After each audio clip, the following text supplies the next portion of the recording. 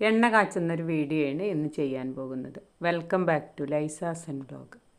കറ്റാർവാഴയും കഞ്ഞുണ്ണിയും അതേപോലെ തുളസിയിലും വെച്ചിട്ട് എണ്ണ കാച്ചുന്നൊരു വീഡിയോയാണ് ചെയ്യുന്നത്. എല്ലാവർക്കും നമസ്കാരം. അതിനായിട്ട് ഇതാ കുറച്ച് കറ്റാർവാഴ കട്ട് ചെയ്തെടുക്കുന്നുണ്ട്. കറ്റാർവാഴയുടെ ഇല അധികം വലിപ്പമൊന്നും ഇല്ലാത്തതാണ്. കുറച്ച് കൂടുതൽ ഇല എടുത്തിട്ടാണ് ഞാൻ എണ്ണ കാച്ചാൻ പോകുന്നത്.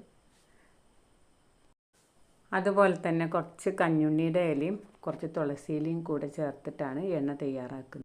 ഞങ്ങളിവിടെ വീട്ടിൽ പച്ച വെളിച്ചെണ്ണ ഉപയോഗിക്കാറില്ല, കാച്ചിട്ട് തന്നെയാണ് എണ്ണ തയ്യാറാക്കുന്നത്.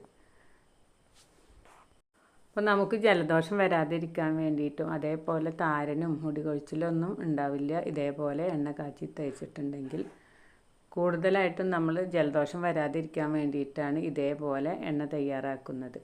പച്ച വെളിച്ചെണ്ണ ഉപയോഗിച്ചാൽ ജലദോഷം വരും. അപ്പോൾ അതുകൊണ്ടാണ് നമ്മൾ കാച്ചിയ എണ്ണ തന്നെ സ്ഥിരമായിട്ട് ഉപയോഗിക്കുന്നത്. കറ്റാർവാഴയുടെ ഇലയുടെ മീതെ നന്നായിട്ട് മണ്ണ് പിടിച്ചിട്ടുണ്ട്. അതേപോലെ ഇതിൻ്റെ മുകളിലൊരു മഞ്ഞ കറയുണ്ട്. അത് കട്ട് ചെയ്തിട്ട് കുത്തി വെച്ചിട്ടുണ്ടെങ്കിൽ ആ കറ പോയി കിട്ടും. അതേപോലെ കഞ്ഞുണ്ണിയുടെ ഇലയും തുളസിയിലയും കൂടെ നന്നായിട്ടൊന്ന് കഴുകിയിട്ട് വേണം ഇതെടുക്കാൻ. ഞാൻ കുറച്ച് സമയം വെള്ളത്തിലിട്ടിട്ട് കഴുകിയ കാരണമാണ് ഇലയുടെ കളറിനൊരു മാറ്റം വന്നിട്ടുള്ളത്.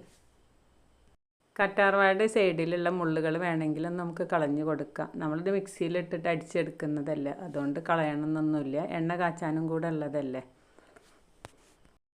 എണ്ണ കാച്ചുന്നത് കാരണം ഞാനിത് മൊത്തത്തിൽ കട്ട് ചെയ്തിട്ട് അരച്ചെടുക്കുകയാണ് ചെയ്യുന്നത്. ജെല്ല് മാത്രമല്ല എടുക്കുന്നത്, ഇതിൻ്റെ തൊലിയോട് കൂടിയാണ് അരച്ചെടുക്കുന്നത്.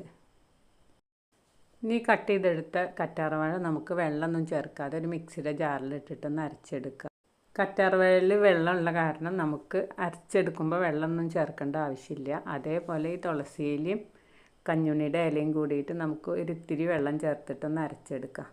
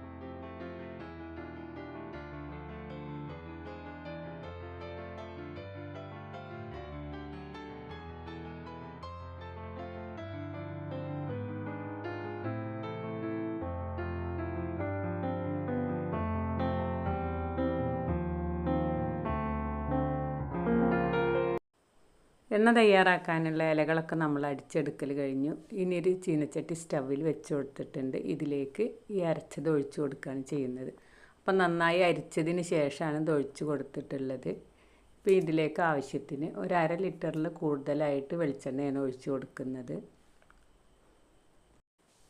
ഇനി എണ്ണ ഒഴിച്ചു കൊടുത്തതിന് ശേഷം ഇത് നന്നായിട്ടൊന്ന് ഇളക്കി യോജിപ്പിച്ചിട്ട് നമ്മൾ കുറച്ച് സമയം ഒന്ന് ഇളക്കിയെടുക്കണം. അപ്പം നമ്മൾ തിളക്കുന്ന വരെ ഒന്ന് ഇടയ്ക്കൊന്ന് ഇളക്കി കൊടുത്താൽ മതി. ഇത് അടിയിൽ പിടിക്കുന്നത് നോക്കിയാൽ മതി. പിന്നെ നന്നായിട്ട് വെറ്റി വരുമ്പോൾ നമ്മൾ കൈ വെക്കാതെ ഒന്ന് ഇളക്കി കൊടുക്കണം. നമ്മൾ ഈ അരച്ച ഇലയിൽ വെള്ളമുള്ള കാരണം പെട്ടെന്നൊന്നും അടി പിടിക്കില്ല. അപ്പോൾ എണ്ണ വെറ്റി വരുമ്പോൾ നമ്മൾ കൈ വെക്കാതെ ഇളക്കി കൊടുത്തുകൊണ്ടിരിക്കണം.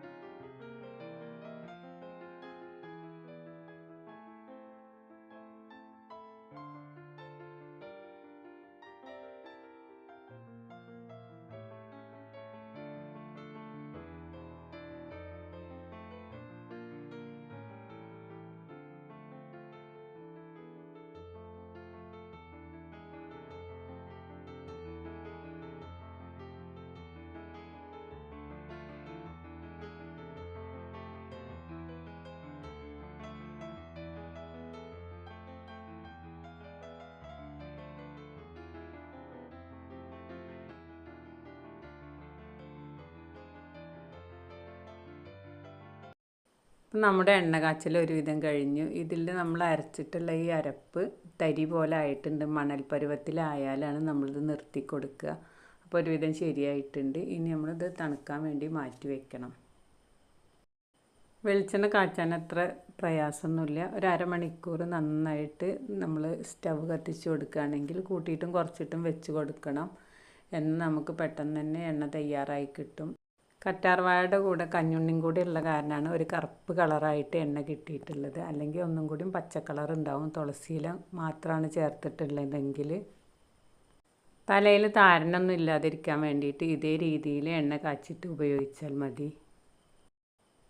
ഈ എണ്ണ മണൽ പരുവത്തിലായിട്ടുണ്ട്. ഇനി ഇത് സ്റ്റവ് ഓഫാക്കിയിട്ട് ചൂടാറിയതിന് ശേഷം നമുക്ക് അരിച്ചെടുക്കാം. അപ്പോൾ നമ്മൾ എണ്ണ തയ്യാറാക്കുമ്പോൾ ഒരു മാസത്തിനുള്ളതൊക്കെ ഉണ്ടാക്കി വെച്ചാൽ മതി. പിന്നെ അത് കഴിയുമ്പോൾ പിന്നീട് ഉണ്ടാക്കിയാൽ മതി.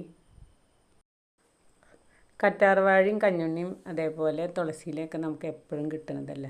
അപ്പോൾ 1 ലിറ്റർ എണ്ണയൊക്കെ കാച്ചി വെക്കുകയാണെന്ന് വെച്ചാൽ നമുക്ക് കുറേ ദിവസത്തിനൊക്കെ ഉണ്ടാവും. അപ്പോൾ കൂടുതലായിട്ടും ഉണ്ടാക്കി വെക്കാതിരിക്കുക തന്നെയാണ് നല്ലത്.